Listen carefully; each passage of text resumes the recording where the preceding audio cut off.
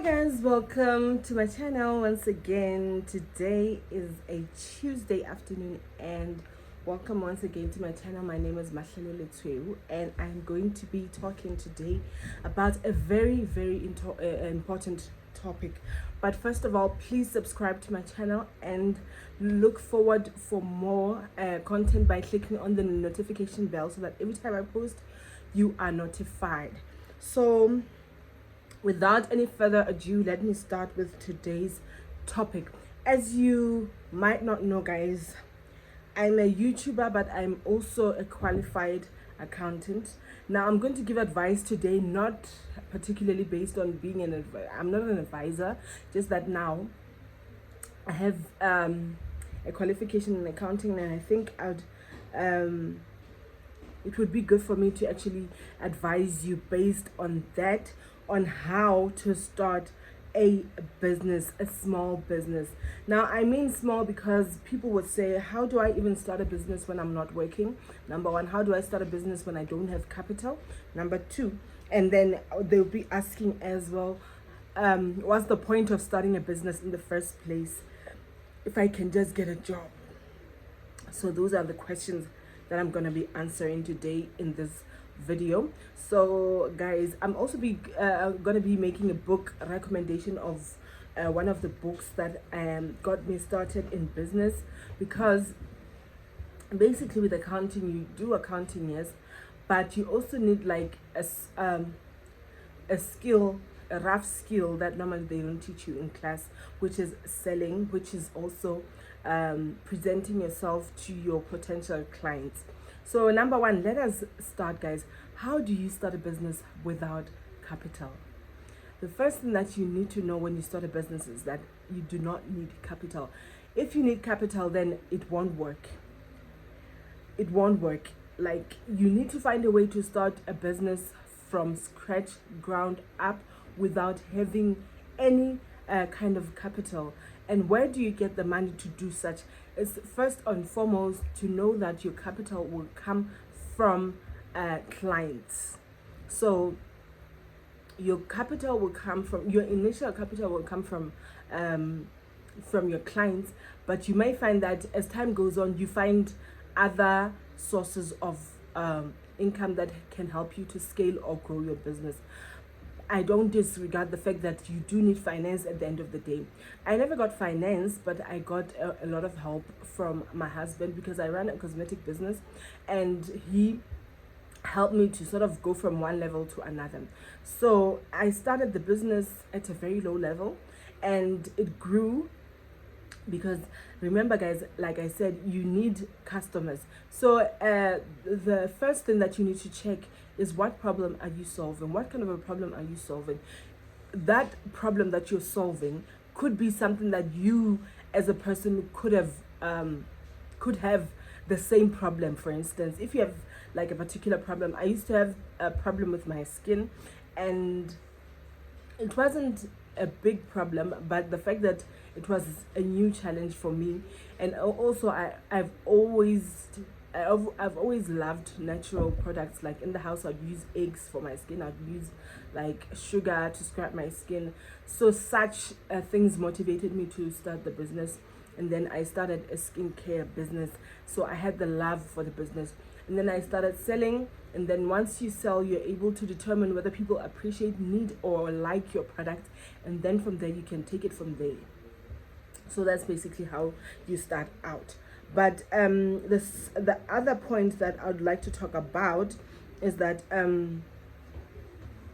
the scaling of a business. Now, as you say, for instance, you started out like for instance, Coca-Cola started selling 6 or 7 products a day. That's how they started out. Now, to move from selling 6 products of one type and selling millions of the same product a day takes a lot of work. It takes a lot of work, but in general, it's called scaling. So you need to know how to scale your business. Robert Kiyosaki, in his book Cash Flow Quadrant, that's an important book recommendation, guys. Go get it. You can get it on YouTube as an audiobook, and you can also get it in bookstores. And the nice part about it is I think you get the latest version if you get it from a bookshop, and sometimes you can get the latest version as well of the audio book, because I think they do different versions of the same book. I'm not really sure. I know also that about Think and Grow Rich. That book sort of gives you relevant and immediate examples that are in your current state of being, like your current age, your current, for example, they make examples of companies like Apple. So that is what I like about audiobooks. So guys, yeah, go read Think and Grow Rich, and then you'll be able to learn some of the skills that you need to be able to grow a business. Now, the nice part about my accounting degree was that I was able to incorporate it in my business, in knowing how to manage the finances of my business in order for the business to be able to grow.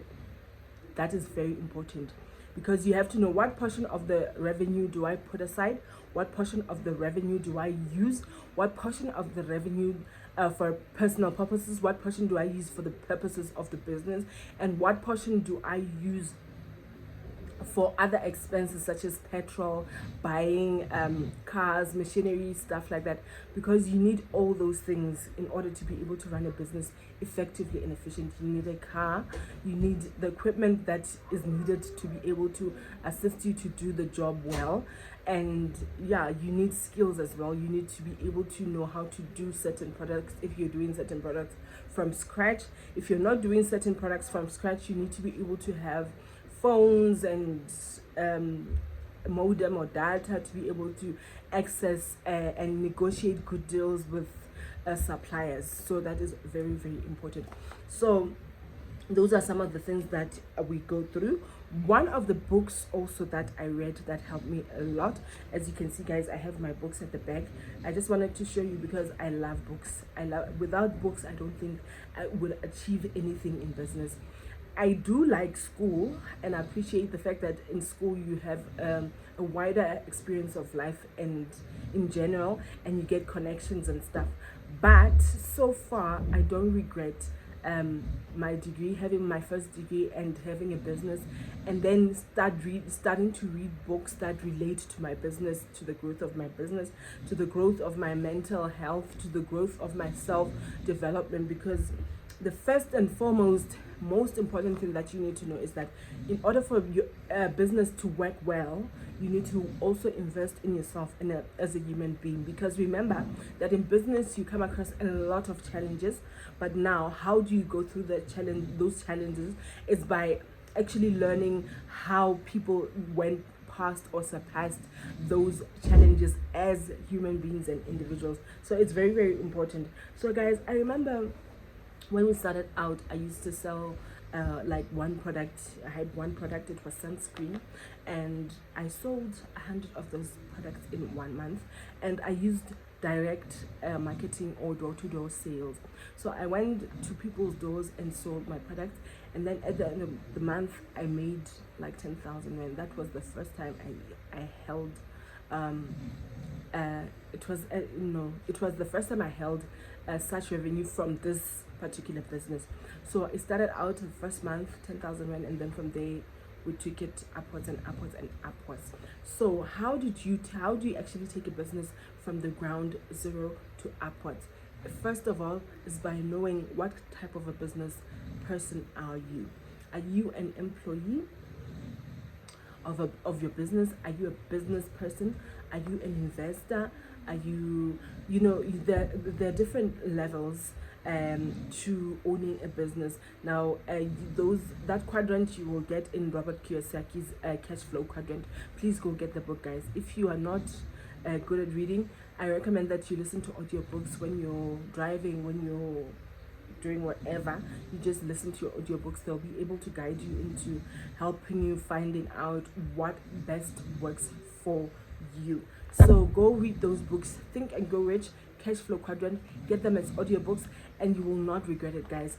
The nice part about audiobooks as well is that you can read it or listen to it as much as you want, as many times as possible, in order to grab the principles that are there in the books to be able to help you to actually apply them in your business and to be able to grow your business. So that is the most important factor, to be able to read and apply the principles into your business in order to help your business to grow.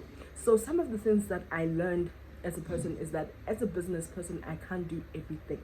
Like practically I can't do everything. So I'm in business with my husband, like I always say.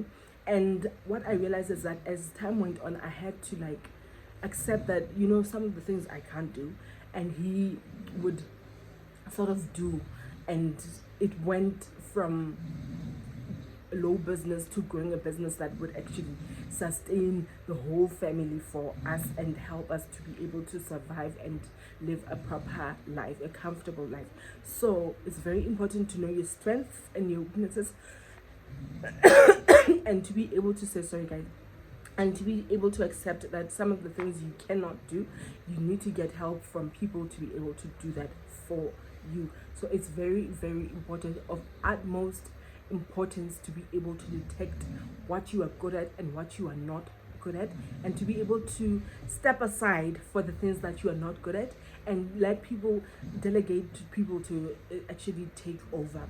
So we learned along the way that some of the things we cannot do, and we, as a person, I cannot do such things. So one of the things is that I can manage people. I'm not a good manager, but I'm a good strategist. I can strategize. I can think, okay, maybe let's do this, maybe let's try that. And also one of the things is that I like risk a lot. Not that I like risk, but I tolerate and I don't mind taking a risk for a business and finding out, even if I find out that it's not good or it wasn't a good idea, the fact that I took that step helped me to learn certain points that I will not repeat in future, because that's the main problem with the business. You do not have like a clear manual as to what you're going to be experiencing in your particular business, because we have different environments. Even though you may be reading a book, as I was saying guys, you may be reading a book by Robert Kiyosaki, but the context of the of your environment is different from his in particular. But the nice part about a business, or anything in fact, is that there are similarities. There are a lot of similarities in how things operate, and there's certain laws of nature to that help us to be able to determine